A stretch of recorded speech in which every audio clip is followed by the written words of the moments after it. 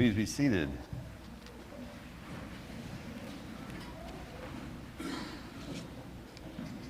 It's good to be back. I missed you. On Palm Sunday, I served at Christ Church in Hornell, and then on Easter, I served at Trinity in Canaseraga and St. Peter's other church in Dansville. My family was gathered elsewhere, and I wondered what it would be like for the first time to be separated from them on Easter Sunday. But to be at those churches was a true pleasure and a privilege. And it made me realize something that is as wonderful as it is obvious. I needn't have worried about the company I was keeping, especially on the day of resurrection, because it's Easter everywhere. It is Easter everywhere. There were warm and friendly folks in those churches, but there weren't enough of them. So tell your friends, fill up the hall. Christos anesti, Christ is risen. Alithos anesti, indeed, risen. It's Easter everywhere. We have two rich and dynamic and complicated stories to think about this morning, one for each of the two great founders of the church, Peter and Paul. Peter the rock and Paul the missionary at the most humble moment of their lives, the one naked and the other blind and nearly paralyzed.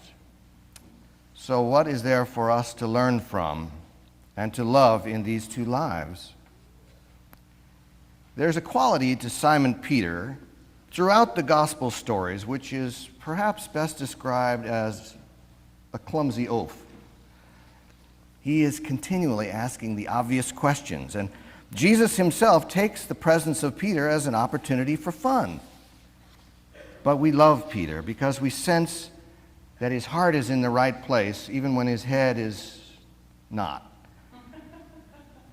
It's because we love him and his heart that our hearts break every Maundy Thursday when Peter stands around a different charcoal fire and openly denies knowing Jesus.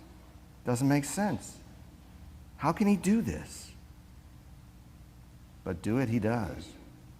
3 times, and immediately the rooster crows, and Peter realizes and goes out weeping bitterly.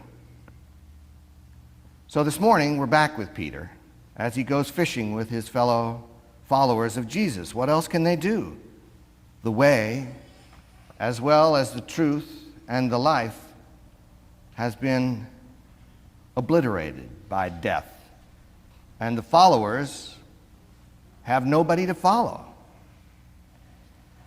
Let's set aside for a moment the question of what 7 grown men are doing in a little fishing boat. And we can also postpone our speculations about why Peter is naked when Jesus shows up. But the point is, Jesus does show up. He appears with words about advice, fishing, friendly encouragement. He even brings breakfast, comfort, counsel, and good cooking. What more could anyone want out of a relationship? Jesus is indeed the way of good care. He's the truth of good counsel.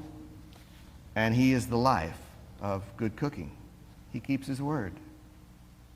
So what does Peter find around this new charcoal fire as he stands there grinning and dripping wet from having jumped out of the boat to be the first one to get ashore?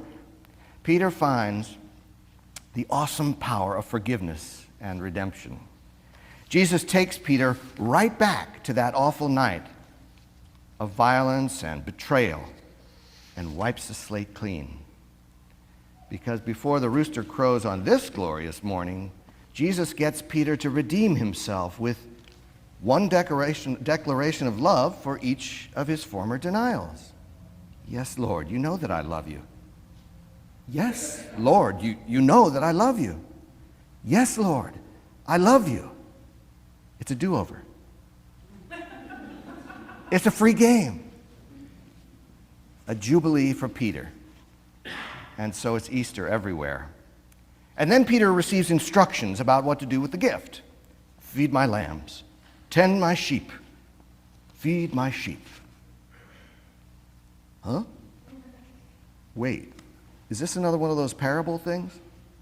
You can just see Peter dripping, grinning, nodding vigorously. Yeah, of course, Lord, feed the sheep. What sheep are we talking about? That's the whole game.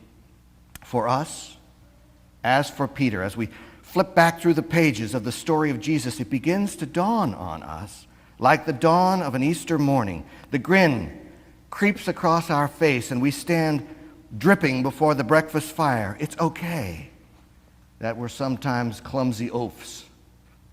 It's okay that sometimes when opportunity shows up, we're standing there with our pants around our ankles for whatever reason. It's even okay that we deny the courageous loyalty that our true loves deserve. It's okay because we're forgiven. It's Easter everywhere. And we are redeemed from the despair of our failings. And because it's Easter everywhere, the lambs, the sheep that Jesus is talking about are everywhere too. He must mean all lambs, all sheep. We are to feed as we are forgiven, entirely without consideration of sheeply worth. If we are forgiven, all are to be fed. And we know we are forgiven, or we wouldn't be sitting here. Just look at Peter. Just look around you. Just look in the mirror, however dimly. Taste and see, and then go feed those sheep. Now, as far as Saul on the road to Damascus, we'll save him for another day. Suffice it to say that if our lives have not included the kind of violent persecution that he did when he was a religious bounty hunter, and if therefore our introduction to a new life of love didn't require blinding light and heavenly thunder like he experienced, we should be grateful. We should be grateful, but we must not kid ourselves that our own commission is any less authentic or any less serious. Saul had a cataclysmic conversion because he needed it. The harder they come, the harder they fall. But each of us has been told this secret. However dramatic or peaceful the circumstances of the telling, and each of us is responsible for the truth. It's not a parable anymore. It's our life. Our life. Accept the fact. Cherish the gift. Tell out the story. It's Easter everywhere.